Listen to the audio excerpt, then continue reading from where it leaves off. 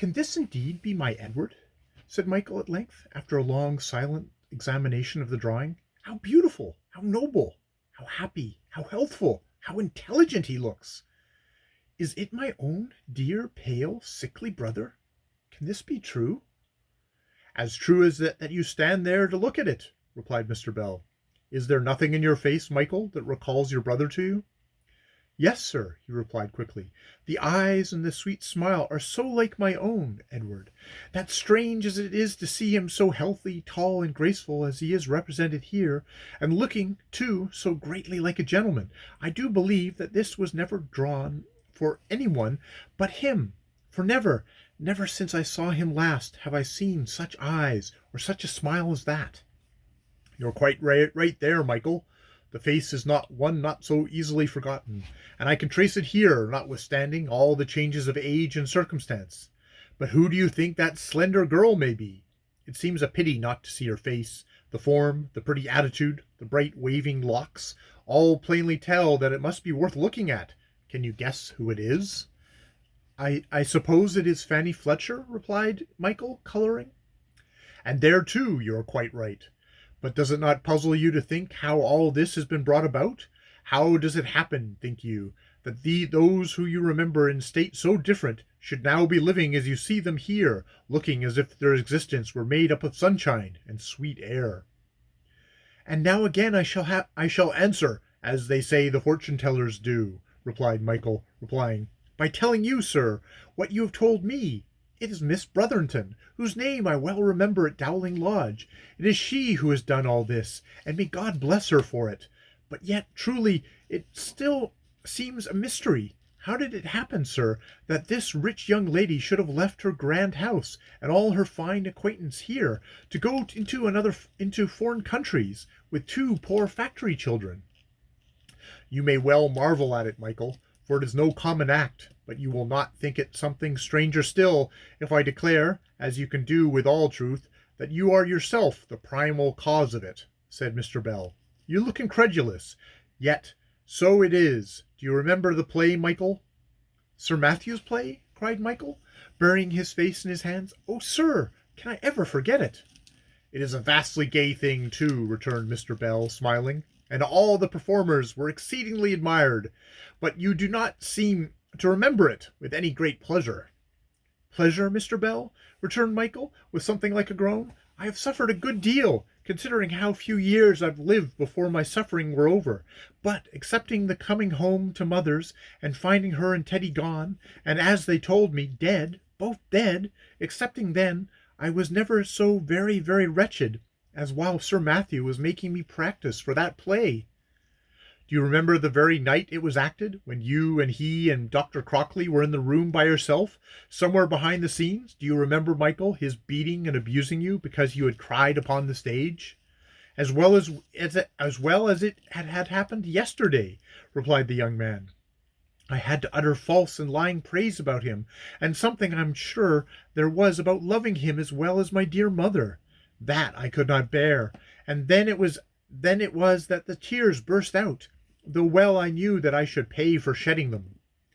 "They were the luckiest tears that ever boy wept, so pray do not quarrel with them," replied Mr. Bell.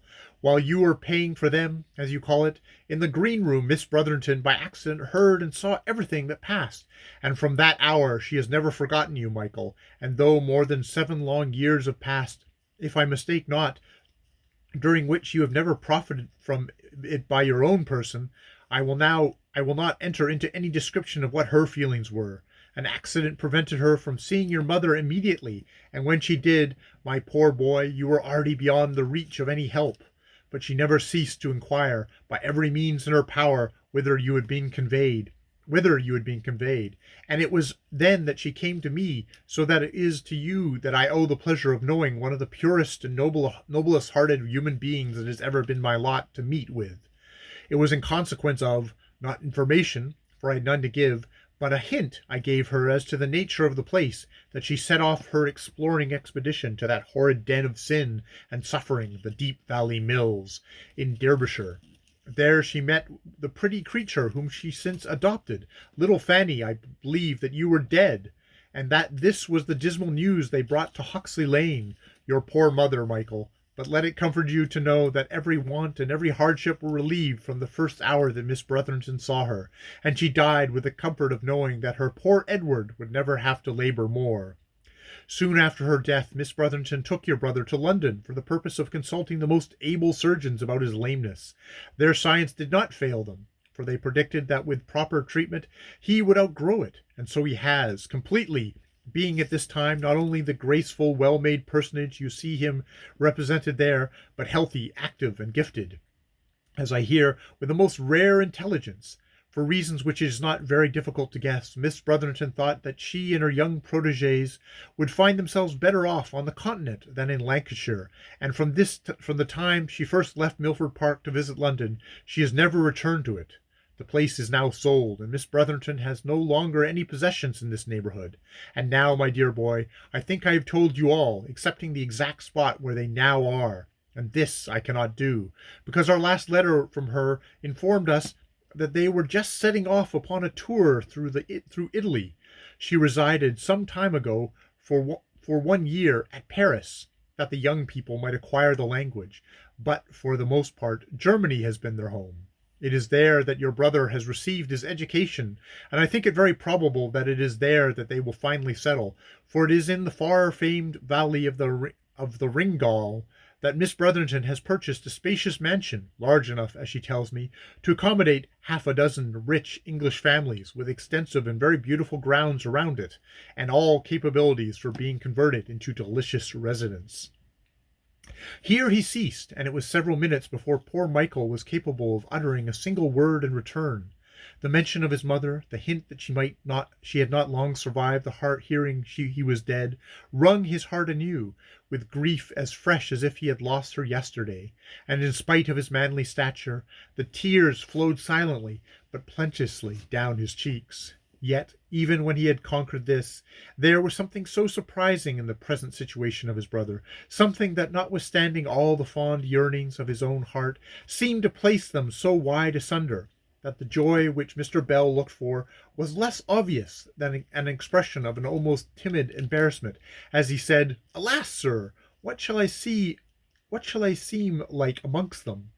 You speak of my dear Edward's education in Germany, of his learning a foreign language in France, while my best and truly only education has been looking at nature from the mountain side as I kept sheep, and all my learning, what I have gathered from a few strangely mixed volumes that I have bought or borrowed during the last 4 years. How can I present myself before them? How can they welcome me?" "Be so kind, my dear," said Mr. Bell to his wife, without immediate replying to Michael's question.